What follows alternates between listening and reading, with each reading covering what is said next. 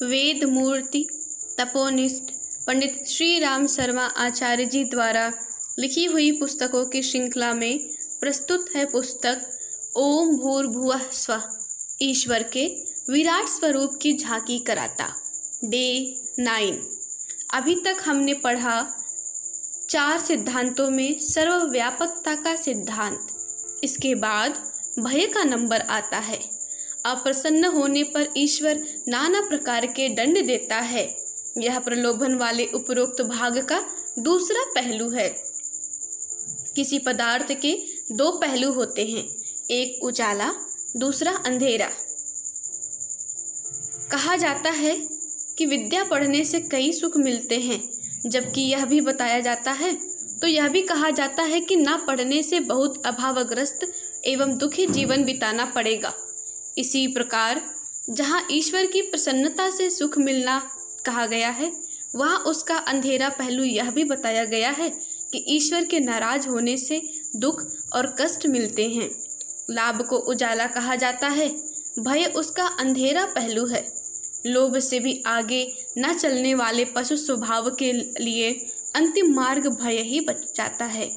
धर्म आज्ञाओं पर न चलोगे तो ईश्वर नाना प्रकार की आदि व्याधियों से व्यतीत कर डालेगा। यह भावना अधर्म पर चलने से रोकती है। यदि गहरा विश्वास जम जाए तो निस्संदेह जीवन की सारी क्रियाएं उसी के अनुकूल होने लगती हैं। पानी में डूबने से मृत्यु हो जाती है। यह विश्वास सदैव गहरे पानी में जाने से सावधान करता रहता है। प्रत्यक्ष रूप से डूबकर मरने का अनुभव अपने को चाहे जीवन भर ना हुआ हो, पर विश्वास अनुभव से भी अधिक प्रबल होता है। अनुभव को भुला जा सकता है, पर विश्वास का विस्मरण नहीं रहता। भूतों का विश्वास अधिकांश में कल्पित होता है, पर उस अंधविश्वास से ही अगणित व्यक्ति सुख दुख का प्रत्यक्ष अनुभव करते हैं। कितने यदि इस बात का पूर्ण निश्चय हो जाए तो संगीन के पहरे में हथकड़ी लगा हुआ कैदी जैसे भलमनसाहत के साथ चलता है, वैसा ही आचरण ईश्वरवादी को करना पड़ेगा। चौथा तत्व यह है कि धर्माचरण और उपासना से ईश्वर प्रसन्न होता है, इसके विपरीत अप्रसन्न। धर्माचरण की बात हम उपरोक्त पंक्तियों में विस्तार पूर्वक समझा चुके हैं कि तुच्छ स्वार्थ से, पशुवृत्ति से समाज जीवन की ओर बढ़ने के लिए धर्म का सारा विधान है और उस विधान की रक्षा के लिए ईश्वरीय शासन की स्थापना है। इसलिए यह बात सामने आने पर भारी संदेह उठ खड़ा होता है कि इससे तो ईश्वर चापलूसी, पसंद, पक्षपाती, नवा प्रकृति का सिद्ध होता है। उसकी अलिप्तता, समदर्शीपन, निष्प्रियता पर स्पष्ट आक्षेप आता है और वह भी साधारण मनोविकारी मनुष्य की सीमा में आ जाता है। इस संदेह का समाधान करने के लिए केवल शुष्क वाद विवाद से काम न चलेगा, वरन हमें गहराई में उतरकर उस निमित्त का पता लगाना होगा जिसके कारण ईश्वर को उपासना प्रिय स्वभाव वाला माना गया है। डॉक्टर ने अपने अनुसंधानों के आधार पर यह प्रमाणित कर दिया है कि मूल वृत्तियों के विरुद्ध यदि कोई नवीन मार्ग निकालना हो तो उसके बार बार लगातार और कठोर प्रयत्न द्वारा नई आदत डालनी पड़ती है। इस पर भी वह आदत इतनी निर्बल होती है कि कुछ दिनों उसकी ओर से उदासीनता धारण कर ली जाए तो वह मिट जाती है। इसलिए ऐसी आदतों को सुरक्षित रखने के लिए निरंतर प्रयत्न करते रहना पड़ेगा।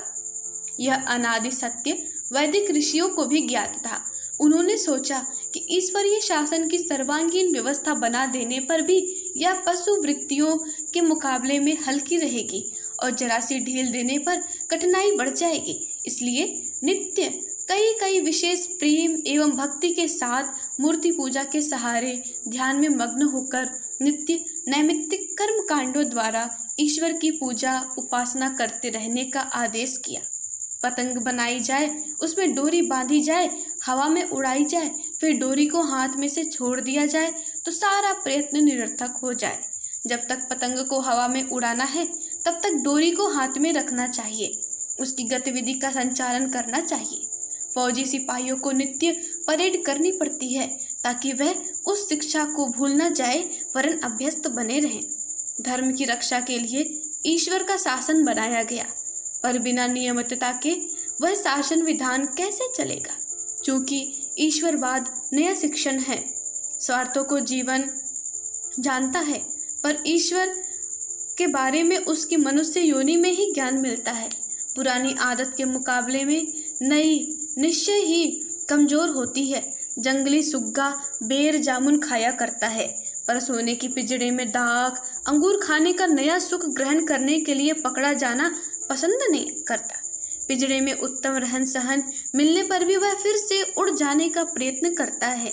पिंजड़े की तीलियों से लड़ते हुए भागने का उसका यह यत्न नित्य ही देखा जा सकता है। यदि पिंजड़ा कमजोर हो तो संभव है कि नई सुव्यवस्था को ठुकराकर सुग्गा उड़ जाए, चाहे उसे जंगल में कष्ट ही क्यों न सहन करने पड़े। यही देवासुर संग्राम मनुष्य के मन में नित्य होता है। आगे बढ़ने और पीछे हटने की रस्साकसी की ही खिंची रहती है, ढील पड़ते ही गुड़ गोबर हो सकती है। इसलिए ईश्वरवाद के आचार्यों ने इस बात पर बहुत जोर दिया है कि ईश्वर की नित्य उपासना करनी चाहिए। इसके बिना ईश्वरीय शासन पर विश्वास करने का लाभ प्राप्त नहीं हो सकता। यही लाभ प्राप्त करना ईश्वर की प्रसन्नता एवं उसे प्राप्त न करने उसकी अप्रसन्नता के अर्थों में कहा गया है। हम मानते हैं कि ईश्वर निष्प्रिय है, उसे निंदा स्तुति की आवश्यकता नहीं, परंतु यह भी मानना पड़ेगा कि नित्य की उपासना किए बिना ईश्वरीय शासन का विश्वास मन में दृढ़ बनाए रखना कठिन है। प्रसन्नता अप्रसन्नता को अलंकारिक शब्दों में यहाँ इसी प्रयोजन से प्रयोग किया गया है। अप्रसन्न होना सुख देना, अप्रसन्न होना दुख देना। ईश्वर के इस कार्यक्रम पर हम मोटी दृष्टि से वाद विवाद करके किसी ठीक निश्चय पर नहीं पहुंच सकते। यदि हम आज इसका भावार्थ यूँ समझे कि ईश्वर उपासना में मनुष्य अपने पशु स्वभाव को दबाए रहकर सुख शांति में जीवन बिताता रह सकता है, तो यह अर्थ ठीक शास्त्रकार की आंतरिक इच्छा के ही अनुकूल होगा। महात्माओं में वर्णन करते हुए कहते हैं, प्रलोभनों का समावेश जिस दृष्टि से हुआ है, उसी दृष्टि से उपासना से ईश्वर के प्रसन्न होने और सुख देने का वर्णन है। मूल तात्पर्य इतना ही है कि ईश्वरीय विश्वासों को दृढ़ रखने का निरंतर अभ्यास रखना आवश्यक है, जिससे धर्माचरण के लिए हमारे पूज्य पूर्वजों ने जो गढ़ मानसिक रहस्यों के आधार पर ईश्वरवाद की महत्वपूर्ण व्यवस्था बनाई है, वह सुदृढ़ एवं सुव्यवस्थित बनी रहे। धन्यवाद। जय गुरुदेव।